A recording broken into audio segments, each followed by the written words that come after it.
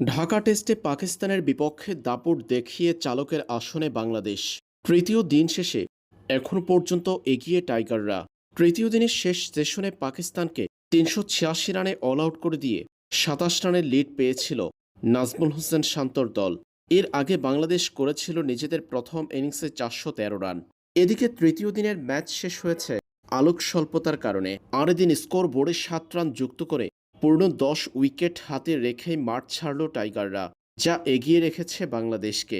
তৃতীয় দিনে এমন ৩ ঘটনা ঘটল মাঠে, যা এই টেস্টের আকর্ষণ বাড়িয়েছে। ৩ ঘটনার প্রথমটি হল মেহেদী হাসান মিরাজের ৫ উইকেট। নিজের ক্যারিয়ারের ১৪তম ৫ উইকেট পেয়েছেন মিরাজ। মিরাজের সামনে এখন কেবল তাইজুল ইসলাম ও সাকিব আল হাসান। তাইজুলের ১৭ ৫ উইকেটের রেকর্ড ভাঙতে মিরাজের এখন দরকার আর কেবলমাত্র ৩টা ৫ উইকেট।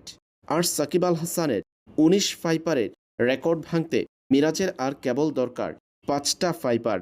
মাঠের দ্বিতীয় ঘটনাটি হল পাকিস্তানের বিপক্ষে আজ অনন্য এক মাইলফলক স্পর্শ করে ১৭ বছর আগে করা মাশরাফির রেকর্ড ভেঙেছেন তাসকিন আহমেদ।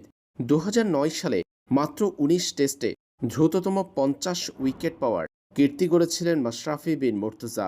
এবার পাকিস্তানের বিপক্ষে মিরপুর টেস্টে নিজের ১৮তম টেস্টে এসে ৫০ উইকেটের মাইলফলক স্পর্শ করেছেন তাসকিন। ভেঙেছেন মাশরাফির ১৭ বছর আগে করা রেকর্ডটি। মাঠের তৃতীয় আকর্ষণীয় বিষয় ছিল এই ম্যাচে বাংলাদেশের রহস্যজনক কারণে এগিয়ে থাকা। ম্যাচের শেষ অংশে আলোক স্বল্পতার কারণে বন্ধ হয়ে যায় খেলা। এদিকে পাকিস্তানকে প্রথম ইনিংসে ৩৮৬ রানে অল আউট করে দিয়ে ২৭ রানে এগিয়ে ছিল বাংলাদেশ।